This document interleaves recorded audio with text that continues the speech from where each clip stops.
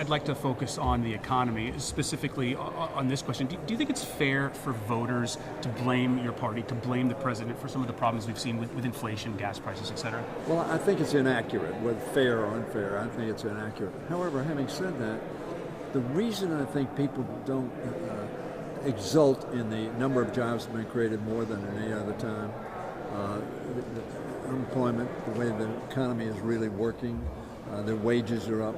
Why? Because they are still suffering from the pandemic, and they're still suffering from inflation. And inflation is biting them and hurting them. And they have a lot of anxiety because of that. Who do you blame when something's going on in the national scene? The President of the United States. Whether he or she is at fault or not, they tend to get the blame. In this case, I don't think Biden is deserving of the blame. And I think he's going to talk about his empathy for that angst, that challenge that the American people are facing. So it's understandable. They don't think things are going well because they feel under attack. When that turns around, and the good news is the pandemic seems to be turning around. It seems to be waning.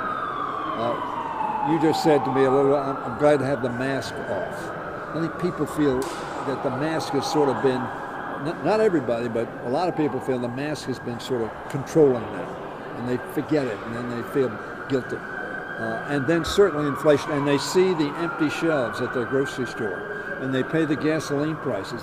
They're feeling under assault, and I think that explains why the president's getting so much blame. I think he deserves a lot of credit, however.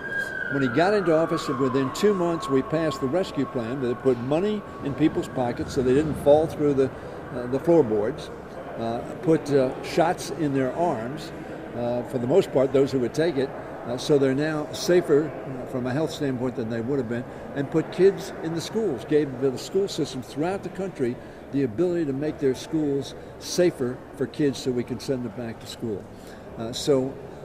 He's done a lot. And then we passed the infrastructure bill, a bipartisan bill, Republicans and Democrats joining together to invest a substantial amount of money in building our roads, our bridges, our transportation system, investing in broadband, making sure that people have access to the internet, making sure they have clean water so the kids aren't getting sick because the pipes are dirty and toxic. So he has done a lot.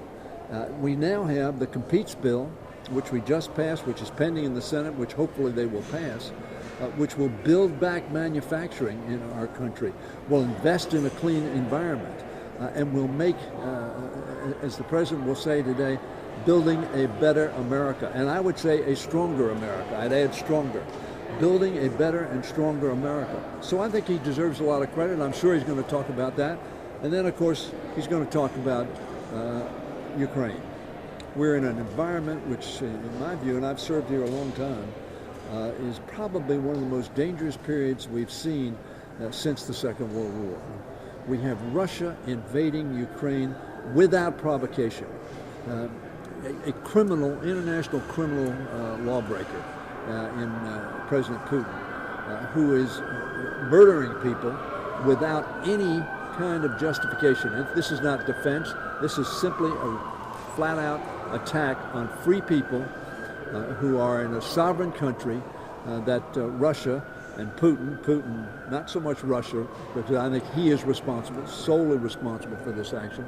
And I think the president's going to talk rightfully about our responsibility as the leader of the free world to ensure that Ukraine has the resources to respond effectively.